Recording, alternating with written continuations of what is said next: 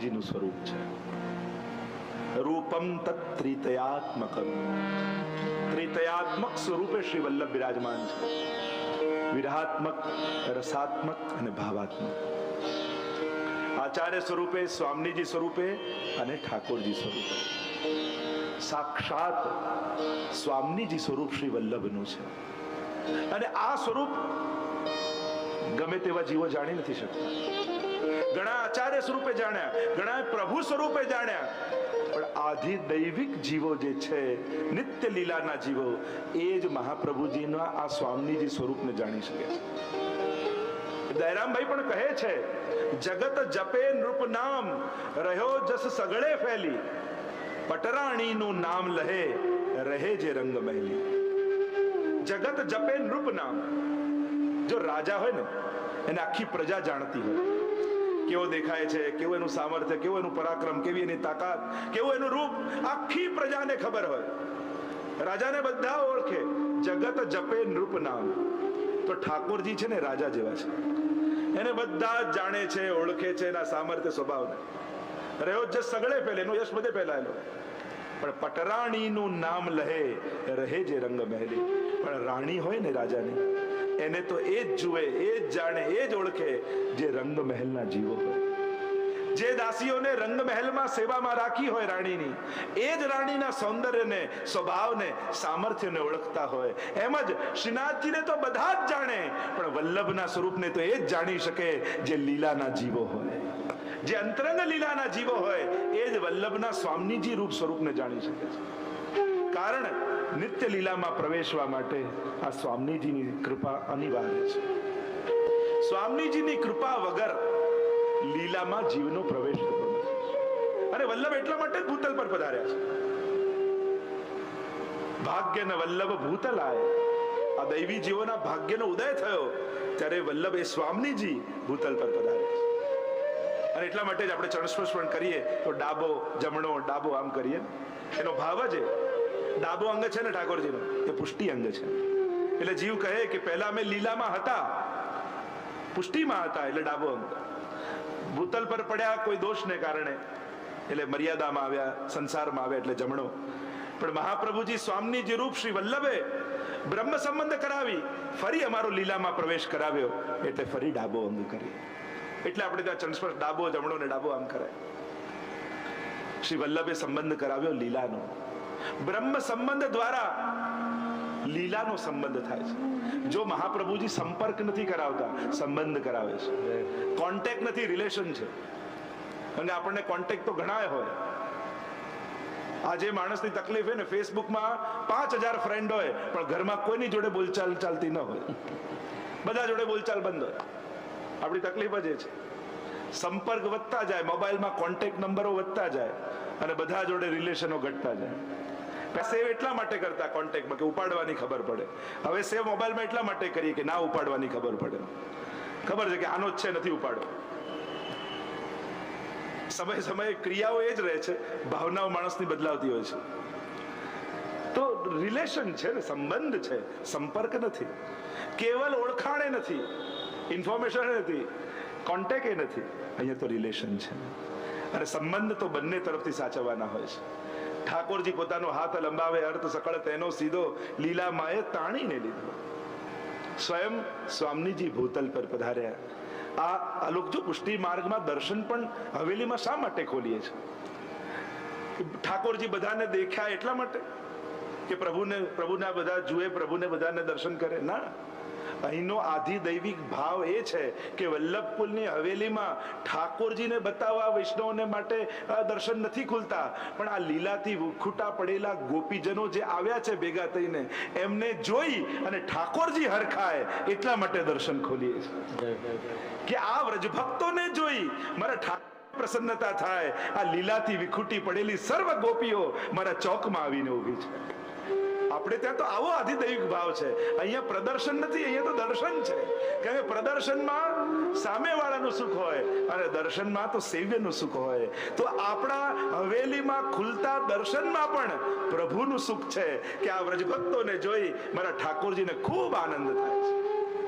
આ એક એક ગોપીને જોઈને ઠાકોરજીને સુધી આવે, આ સેવાની સખી, આ સેવાની સખી, આ લીલાની સખી. આમ સર્વ સખીજનોને જોઈ મારા ઠાકોરજી ખૂબ પ્રસન્ન થાય. આ ભાવથી વલ્લભકુલ દર્શન ખોલતા હોય છે. તો અન્ય જગ્યાએ ને વલ્લભકુલની હવેલીઓમાં ફરક આ જ છે, બીજે બધે પ્રદર્શન, પણ હવેલીઓમાં તો દર્શન હોય. કારણ કે એ તો સંબંધ છે, અને સંબંધમાં તો પરસ્પર આનંદ હોય. આ ભાવ આપણે ત્યાં છે. તો પરમાનંદ કઈ, કારણ કે પરમાનંદ શું? પુષ્ટિ માર્ગનું પરમ ફલ શું છે? પુષ્ટિ માર્ગનું પરમ ફલ શું? પરમાનંદ શું છે? પરમ ફલ કે કહી શકાય કે જે સર્વોચ્ચ ફલ પુષ્ટિ માર્ગનું કયું? તો કે રાસ સમયે રાસ લીલા કરતા કરતા, જો રાસ લીલા એટલે ગરબો જ નહીં હો, દાન લીલા, માન લીલા, ખેલ અને રાસ, આ ચારે વસ્તુ રાસ લીલામાં હોય. દાન, માન, ખેલ અને રાસ, આ ચારે વસ્તુ રાસ લીલામાં આવી જાય.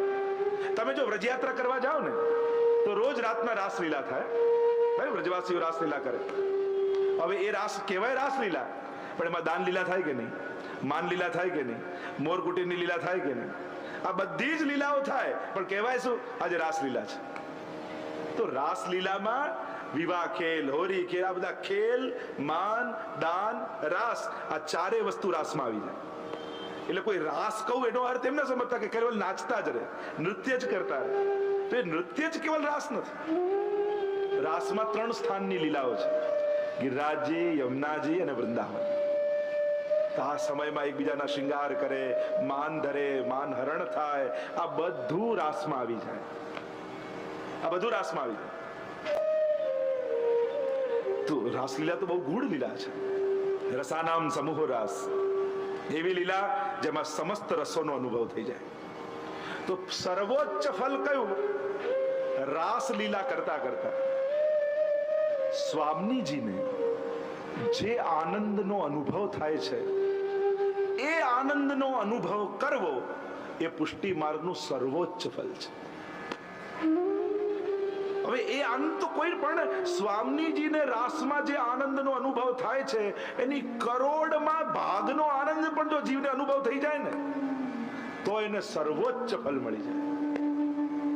કારણ કે પ્રભુ આનંદ રૂપ છે, અને આનંદને માણનારા કોણ છે? સ્વામીજી. તો પ્રભુ આનંદ રૂપ, અને આનંદને માણે એને આનંદ કરતા પણ વધારે પરમાનંદનો અનુભવ થાય. અને પરમાનંદી કોણ છે? તો કે સ્વામીજી. અને અહીંયા ગુસાઈજી મહાપ્રભુજીને પરમાનંદાય નમઃ કહી સંકેત કરે છે કે સાક્ષાત સ્વામીજી રૂપ શ્રી વલ્લભ છે. પેંડો થઈ જવો એની એક ખુશી, એનો એક આનંદ. અને પેંડો ખાવો, તો પેંડો ચાખવો, એ પેંડો થવા કરતા પણ ઉપરની અવસ્થા છે. પેંડો આપણે જ બની જઈએ તો એમાં કોઈ આનંદ ખરો? હા, હતા એના કરતા ઉત્તમ અવસ્થાને પામ્યા, પણ એ પેંડાને ચાખવો એ એના કરતા વિશેષ આનંદનો અનુભવ કરાવે.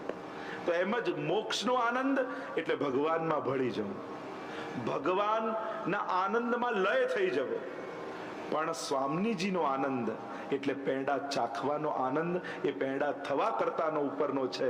એમ જ પ્રભુના સ્વરૂપના આનંદને માણવાનો આનંદ એ પરમાનંદ છે. અને એટલા માટે શ્રી વલ્લભ સ્વામીજી સ્વરૂપ છે, અને એ પરમાનંદનું દાન આપવા માટે ભૂતલ પર પધાર્યા છે. કેવલ આનંદનું દાન મહાપ્રભુજી નથી કરતા, પરમાનંદનું દાન કરે છે. એ રસનું દાન કરે છે, એ સુધાનું દાન કરે છે. એટલે જ આપણે ગાઈએ ને, પુષ્ટિ મહારસ દેન પ્રગટે પુષ્ટિ મહારસ દેન. શ્રી ગુસાઈજી પ્રભુ ચરણે કેવી કૃપા કરી. કૃષ્ણ ભટ્ટનો પ્રસંગ આવે કે ઠાકોરજીને વિનંતી કરે કે આપના વ્રજભક્તો સહિત લીલા કરતા મારે દર્શન કરવા છે. રોજ વિનંતી કરે ને ઠાકોરજી ના કહે કે તારો અધિકાર નથી. ઉદાસ રહેવા લાગ્યા. ગુસાઈજી એકવાર જોયું ને કહ્યું, પ્રભુનો દાસ ઉદાસ ન હોય.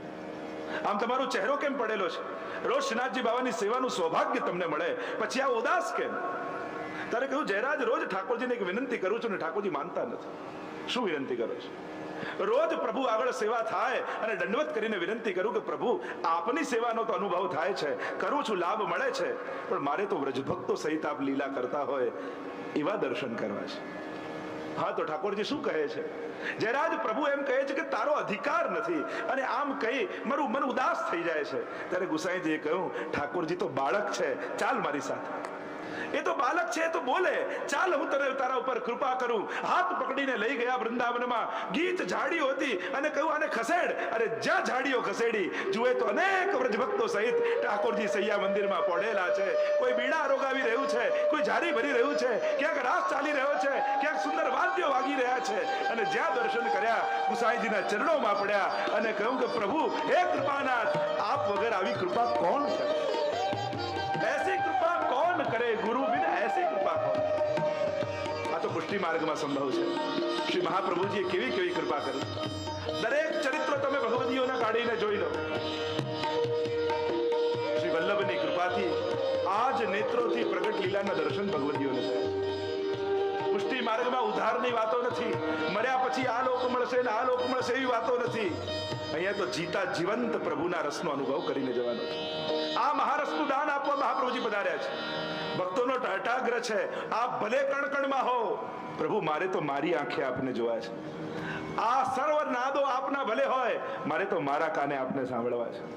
પ્રભુ આપ ભલે વિરાટ હો, પણ મારે તો આપને મારા ખોળામાં લઈને શૃંગાર ધરવા છે. પુષ્ટિ માર્ગીઓનો તો આવો આગ્રહ હોય. 7 તાડ ઊંચા મથુરાધીશ પ્રગટ થયા. મહાપ્રભુજી પદ્મનાભદાસજી જ્યારે ગંગાજીના કિનારે યમુનાજીના કિનારે બિરાજમાન હતા, 7 તાડ ઊંચા મથુરાધીશ, અને આજ્ઞા કરે મારી સેવા કરો. મહાપ્રભુજી કહે ખોળામાં બેસો એટલા થાવ તો સેવામાં પધરાવીશું, નહીં તો અહીંયાથી જ આપને દંડવત છે. અને એ જ મથુરાધીશ મહાપ્રભુજીની ગોદમાં બિરાજે એટલા થઈ ગયા. પદ્મનાભદાસજીને પધરાવ્યા માથે અને કેવા લાલ લડાવ્યા મથુરાધીશ. આપણે સ્વરૂપો મોટા કરવામાં લાગ્યા છે, અને મહાપ્રભુજી તો કહે ગોદમાં આવો તો સેવા કરો. આપણને એમ થાય હજી મોટું સ્વરૂપ, હજી મોટું સ્વરૂપ, હજી મોટું સ્વરૂપ. આપણા સેવ્ય કોણ છે? એ વિરાટ પ્રભુ નહીં, આપણા સેવ્ય છે યશોદોત્સંગ લાલી, યશોદાજીની ગોદમાં ખેલતા લાલી.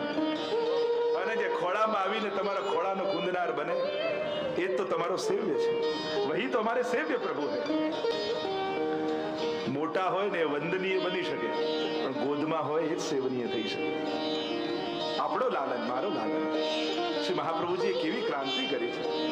આજે પણ લાખો લોકોના ઘરને વ્રજ બનાવવાની ક્રાંતિ કોઈએ કરી હોય તો એ મહાપ્રભુજીએ કરી છે. આ કલયુગમાં પણ સારસ્વત કલ્પ પ્રગટાવવાની ક્રાંતિ કોઈએ કરી હોય તો મહાપ્રભુજીએ કરી છે. કેટલું મહાન કાર્ય મહાપ્રભુજીએ કર્યું. મંદિરોમાં બંધાયેલા ઠાકોરજી ઘર ઘરમાં પધરાવવાની ક્રાંતિ કોઈએ કરી હોય તો એ મહાપ્રભુજીએ કરી. તો પરમાનંદાય નમઃ એમ કહી સંકેત કર્યો કે આ સાક્ષાત સ્વામીજી સ્વરૂપ વલ્લભ પધાર્યા છે. અને એટલા માટે તો 3 દિવસ મૂર્છિત રહ્યા ને. પરમાનંદાસજીને જ્યારે ઘરે પધાર્યા મહાપ્રભુજી, અને કહ્યું પરમાનંદાસ કછું લીલા કો પદ ગા, હરી તેરી લીલા કી સુધી આવે. અને એ સમયે મહાપ્રભુજીના હૃદયમાં સ્વામીજીનો આવેશ આવી ગયો, અને સ્વામીજીનો આવેશ આવ્યો. અને એટલા માટે 3 સ્થાન રાસના એક દિવસની લીલામાં મૂર્છિત રહ્યા. વૃંદાવનની લીલા, યમુનાજીની લીલા, ગિરિરાજજીની લીલા. એ સ્વામીજીના આવેશને કારણે. અને ત્યારે પરમાનંદાસજી ડરી ગયા કે આજ પછી આવું પદ નહીં ગાઉં. આજે તો મહાપ્રભુજી પાછા પધાર્યા લીલામાંથી, ફરી ન પધારે તો અમારા જીવનનું શું થાય? અને એટલે નક્કી કર્યું કે હવે આવું પદ નહીં ગાઉં. સ્વામીજી રૂપ શ્રી વલ્લભ છે, અને એટલા માટે જ એ સ્વામીજીની કૃપાથી જ ઠાકોરજીની સેવાના સુખ મળે છે. એ સ્વામીજી કૃપા કરે તો જ. જો યશોદાજીની કૃપાથી નંદાલયનું સુખ મળે, સ્વામીજીની કૃપાથી નિકુંજનું સુખ મળે. આપણે ત્યાં તો બંનેની સેવા ચાલે છે, બંને પ્રકાર ચાલે છે. નંદાલયનો ક્રમ બાલભાવનો, અને નિકુંજનો ક્રમ કિશોર ભાવનો. તમે મંગળાથી શયન સુધીના પદ જોઈ લો. એ સવાર પડે તો ત્યાં ગિરિરાજજીની કંદરાઓમાં એ પડે, આવત લાલ ગોવર્ધન ધારી. ઠાકોરજીને સ્વામીજી પધારે, અને સવારે મંગળા લાલ અને જાગો હો ભયો ભોર નંદાલયમાં થાય. અને છેક પોડે ત્યાં ગોવર્ધન ગિરી સઘન કંદરા રૈન નિવાસ કિયો પિય પ્યારે.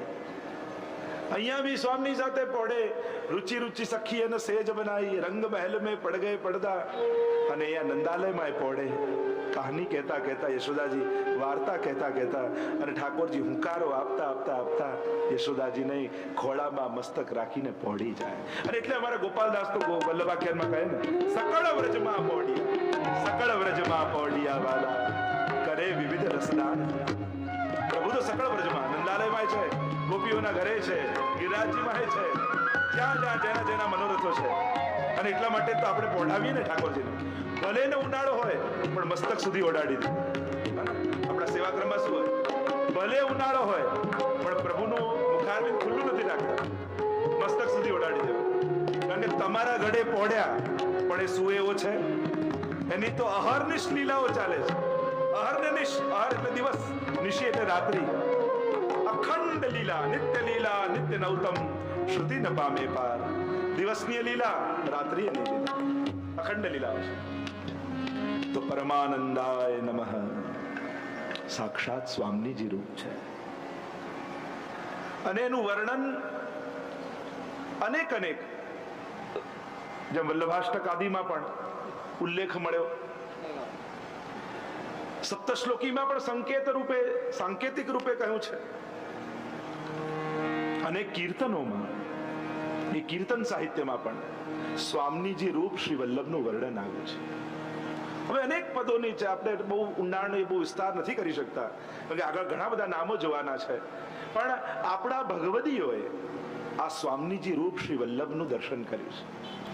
અને એ દર્શન કરી અને અનેક પ્રકારની ભાવોને પ્રગટ કર્યા છે. અને આમ પરમાનંદાય સ્વરૂપને વંદન કરીએ. હવે ગુસાઈજી દ્રષ્ટિ કરે છે એ આનંદ અને પરમાનંદના હૃદયમાંથી પ્રગટેલા સાક્ષી સ્વરૂપ શ્રી વલ્લભને. અને વંદન કરતા શ્રી ગુસાઈજી પ્રભુ ચરણે કહ્યું, શ્રી કૃષ્ણાસ્યાય નમઃ, શ્રી કૃષ્ણાસ્યાય નમઃ, શ્રી કૃષ્ણાસ્યાય નમઃ, શ્રી કૃષ્ણાસ્યાય નમઃ, શ્રી કૃષ્ણાસ્યાય નમઃ, શ્રી કૃષ્ણાસ્યાય નમઃ. ત્રીજું સ્વરૂપ રૂપમ તત્ત્રિતયાત્મકમ, ત્રિતયાત્મક સ્વરૂપ, ત્રણ પ્રકારનું સ્વરૂપ. આનંદ પ્રભુ રૂપ, પરમાનંદ સ્વામીજી રૂપ, કૃષ્ણાસ્ય મુખારવિંદ રૂપ, સાક્ષી સ્વરૂપ લીલાઓના. અને એ સ્વરૂપ શ્રી કૃષ્ણ એટલે ઠાકોરજી, આસ્ય એટલે મુખારવિંદ, પ્રભુના મુખારવિંદ રૂપ સાક્ષી રૂપ શ્રી વલ્લભને વંદન કર્યા. મહાપ્રભુજી સાક્ષાત ઠાકોરજીના મુખારવિંદનું સ્વરૂપ છે. અને એટલે જ અયોધ્યાના બેઠક ચરિત્રમાં એ વર્ણન આવે છે, જ્યારે રામચંદ્રજીને જોઈને સ્મિત કર્યું અને ત્યારે હનુમાનજી જોડે વાત થઈ, કહ્યું કે ભગવાન રામ એ હાસ્યનું સ્વરૂપ છે અને મહાપ્રભુજી એ મુખારવિંદનું સ્વરૂપ છે. અને ત્યાં ચર્ચા આવી છે કે હાસ્ય મુખારવિંદમાંથી પ્રગટે, પણ હાસ્યમાંથી મુખારવિંદ ન પ્રગટી શકે. અને એટલા માટે શ્રી વલ્લભને વંદન કર્યા. કારણ કે જ્યારે અવતારોની ચર્ચા કરવામાં આવી, 24 અવતારના, ત્યારે મહાપ્રભુજીએ દરેક અવતારોને ઠાકોરજીના એક એક શ્રૃંગાર અને અંગ રૂપ કહ્યા છે. આ જેટલા અવતારો છે, અને હરિરાય મહાપ્રભુજીએ સકલ અવતાર સામ્ય નિરૂપણ ગ્રંથમાં મહાપ્રભુજીના 24 અવતાર સાથે મહાપ્રભુજીના સ્વરૂપની સમાનતા કરી છે.